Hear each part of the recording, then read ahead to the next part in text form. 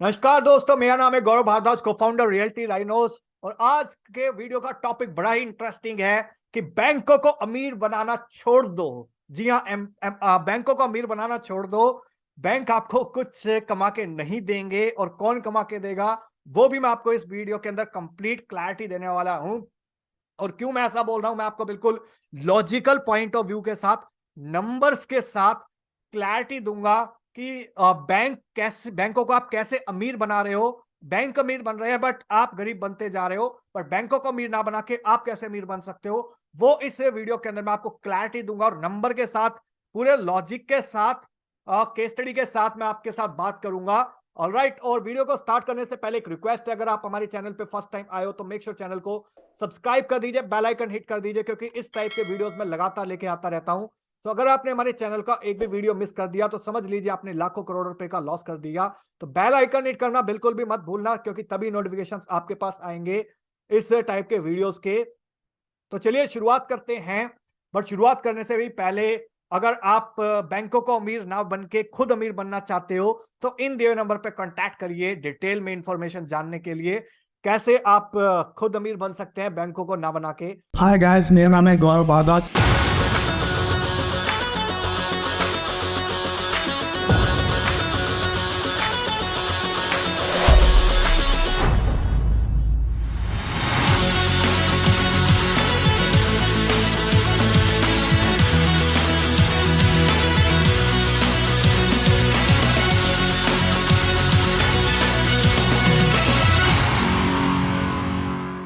तो मैं आपको यहाँ पे थोड़ी सी क्लैरिटी दे देता हूँ यहाँ पे, क्यों मैं इस टॉपिक को लेके आ रहा हूँ। तो देखिए, बैंक जो है बहुत सारे लोगों से पैसा रेज करते हैं। कितने परसेंट पे करते हैं? 3%, 5%, 7% एफडी के अंदर अगर दे दिया तो। और उसको ब्याज पे कितने परसेंटेज पे चढ़ाते हैं? 9% होम लोन हो गया, 12% आपका पर्सनल लोन हो गया, 18% बिजनेस लोन हो गया, 36% क्रेडिट कार्ड हो गया।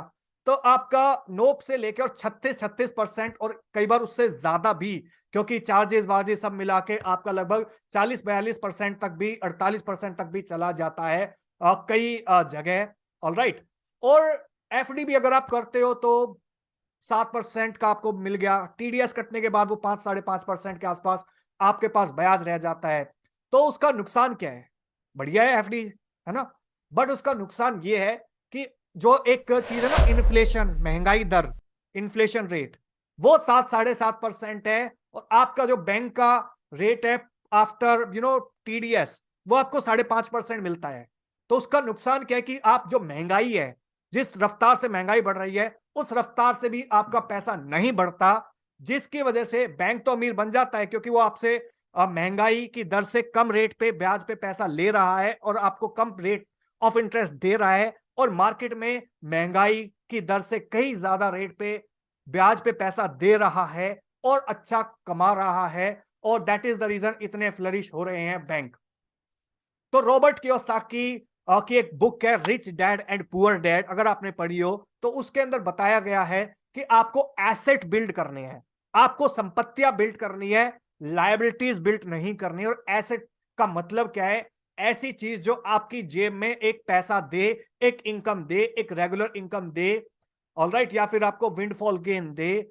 और फॉर एग्जांपल एक कार का एग्जांपल ले लेते हैं। कार एसेट भी हो सकती है और लायबिलिटी भी हो सकती है। कैसे हो सकती है?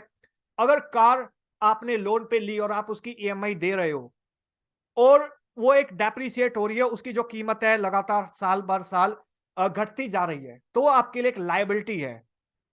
सेकंड, वो एसेट कैसे बन सकती है? अगर आपने कार ली लोन पे और आगे उसको चढ़ा दिया, फॉर एग्जांपल ओला के अंदर, उबर के अंदर, जहां से आपके पास एक रेगुलर इनकम आती है फॉर एग्जांपल, तो वो आपको एक इनकम दे रही है, कमर्शियल टैक्सी। वो एक तरीके से एसेट बन गई। क्यों बन गई? क्योंकि उसने आपको लगातार पैसा देना शुरू कर दिया। अब ऑप्शन क्या है? अगर आप बैंक को पैसा नहीं दोगे तो कहां दोगे? क्या ऑप्शन है आपके पास? पहला ऑप्शन हो सकता है गोल्ड, वहां दे सकते हो पैसा। ठीक है, वो भी एक आपको मॉडरेट रिटर्न दे देगा, बट बहुत ज्यादा नहीं बढ़ेगा। सेकंड, शेयर मार्केट हो सकती है। शेयर मार्केट की अगर आपको नॉलेज है, इंफॉर्मेशन है, तो आप जा सकते हो, क्योंकि वहां आपको बेटर रिटर्न मिल सकता है। बट वहां पे at the end of the day थोड़ा रिस्क भी है। अगर आपको नॉलेज नहीं है, इंफॉर्मेशन नहीं है, आपने अगर सिर्फ टिप के ऊपर इन्वेस्ट कर दिया तो आपका लॉस हो जाएगा।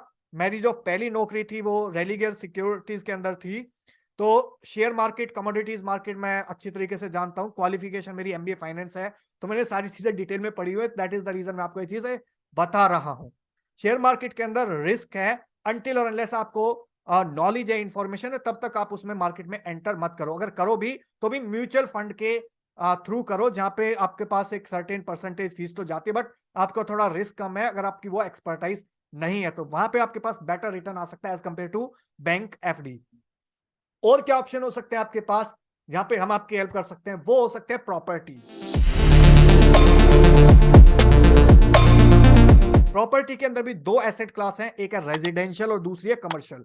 तो रेजिडेंशियल की अगर मैं बात करूं तो वहां पे एक तो आपकी प्रॉपर्टी का दाम बढ़ता है, सेकंड कितना बढ़ता है वो मैं आपको कैलकुलेशन के साथ बताऊंगा अभी। सेकंड, आपकी अगर property ready to move in है तो वहां पे आपके पास एक 2-2.5% की रेंटल यील्ड आती है, प्लस एप्रिसिएशन आती है। बट उससे ज्यादा अगर आपको चाहिए रेंटल यील्ड तो है कमर्शियल, जहां पे आपके पास 5 से 7% रेंटल यील्ड आती है, प्लस आपकी जो प्रॉपर्टी है वो उसका कैपिटल एप्रिसिएशन होता है, हर साल वो 10-12% की रफ्तार से बढ़ती है और कई जगह ज्यादा भी बढ़ती है। तो वहां पे आपके पास 15 से 17% का हर साल एनुअलाइज रिटर्न एक तरीके से आ जाता है। और जब तक आपकी प्रॉपर्टी कमर्शियल नहीं मिल जाती, आपको पोजेशन नहीं मिल जाता, तब तक कई जगह आपको 12% का रेंटल भी मिलता है और पोस्ट पोजेशन आपको 9% का रेंटल मिलता है।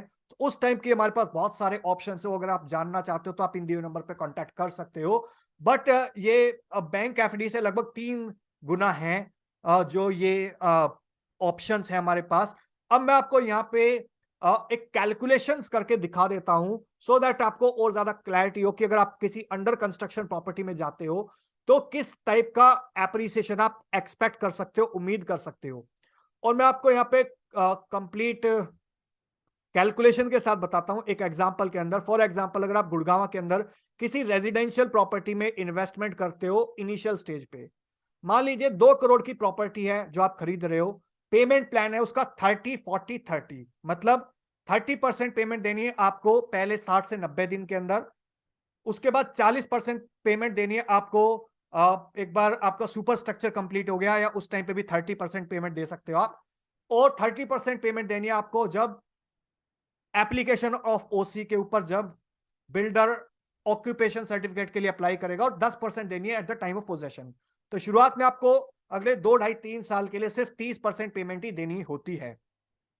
तो 30%, मान लीजिए अगर आप 2000 स्क्वायर फीट का एक अपार्टमेंट खरीद रहे हो तो आपका पर स्क्वायर फीट रेट क्या हो गया? 10,000 रुपए पर स्क्वायर फीट। यानी कि 10,000 को मल्टीप्लाई कर दिया मैंने, 2000 स्क्वायर फीट का अपार्टमेंट है तो ये हो गया आपका 2 करोड़ रुपए। मान लीजिए आपने पेमेंट करी अभी यहां पे 60 लाख रुपए, जो कि आ जाता है लगभग 30%। 30% हो गया आपका, 30% पेमेंट आपने करी 2 करोड़ की, यानी कि लगभग 60 लाख रुपए। मान लीजिए आपने 2 साल के बाद इस प्रॉपर्टी को 12,000 रुपए पर स्क्वायर फीट पे बेच दिया, तो प्रॉफिट कितना हो गया आपको? 20%, यानी कि 2,000 रुपए पर स्क्वायर फीट ऊपर हो गया, राइट। अगर यहां पे प्रॉफिट रुपीज में कैलकुलेट करूं तो 40 लाख रुपए का प्रॉफिट हो गया, 2,000 रुपए पर स्क्वायर फीट रेट ऊपर गया, मल्टीप्लाई बाय 2,000 स्क्वायर फीट का अपार्टमेंट था, 40 लाख रुपए ऊपर गया। आपकी इनिशियल इन्वेस्टमेंट कितनी थी? वो 2 करोड़ रुपए नहीं थी, वो थी मात्र 60 लाख रुपए। जी हां, 60 लाख रुपए इन्वेस्ट करे थे आपने। तो रिटर्न ऑन इन्वेस्टमेंट कितना आ गया यहां पे आपका? लगभग 67%। 40 लाख रुपए आपने कमाए 60 लाख रुपए लगा के। ऑलराइट, अगर मैं एनुअलाइज रिटर्न लगाऊं यहां पे 2 साल का, तो वो आ जाता है लगभग 33%, जो कि बैंक से कहीं कहीं कहीं ज्यादा है। नेक्स्ट, अगर मैं बात करूं एनालाइज रिटर्न की, अगर 3 साल के बाद भी अगर आप प्रॉपर्टी बेचते हो सेम एप्रिसिएशन पे, तो भी 22% का रिटर्न आता है आपका, आपका जो पैसा इन्वेस्टेड है। तो यहां पे आप अगर थोड़ा होम लोन भी ले लेते हो या पर्सनल लोन भी ले लेते हो, तो भी आप कम रेट पे उठा के ज्यादा प्रॉफिट कमा सकते हो। ऑलराइट, तो बैंक आपको यूज करके अमीर ना बने, आप बैंक को यूज करके अगर अमीर बनते हो तो एक वो एक प्रॉफिटेबल स्ट्रैटेजी है। ऑलराइट, सो आई होप आपको क्लैरिटी मिल गई होगी इस वीडियो के अंदर कि किस तरीके से आप बैंक को अमीर ना बनाएं, आप खुद अमीर बने बैंक को यूज करके। सो आई होप आपको ये वीडियो अच्छा लगा होगा, और अगर आप हमारे चैनल पे फर्स्ट टाइम आए तो मेक श्योर चैनल को सब्सक्राइब कर दीजिए, बेल आइकन हिट कर दीजिए, क्योंकि इस टाइप के वीडियोस मैं लगातार लेके आता रहता हूं। और अगर आप जानना चाहते हो कि किस प्रॉपर्टी में आप इन्वेस्टमेंट करके इस टाइप का रिटर्न ले सकते हो, तो आप इन दिए नंबर पे कांटेक्ट कर सकते हो, हमारी टीम आपको असिस्ट करेगी इस टाइप का रिटर्न जनरेट करने के अंदर। और अगर आपको वीडियो अच्छा लगा हो तो लाइक कर दीजिए। इनकेस अगर आपका कोई क्वेश्चन है, क्वेरी है, कमेंट सेक्शन में आप पूछ सकते हो। और वीडियो अगर बहुत अच्छा लग गया हो तो प्लीज इसको अपने दोस्तों के साथ, फ्रेंड्स के साथ व्हाट्सएप पे शेयर कर दीजिए, फेसबुक पे, लिंक्डइन पे, इंस्टाग्राम पे, ईमेल पे, एसएमएस पे, जहां आपका दिल करे। और ये सारी चीजें शेयर करने के लिए आपका बहुत बहुत धन्यवाद, शुक्रिया, थैंक यू सो मच। मिलता हूं मैं भी आपको किसी और वीडियो के अंदर, तब तक के लिए बाय बाय।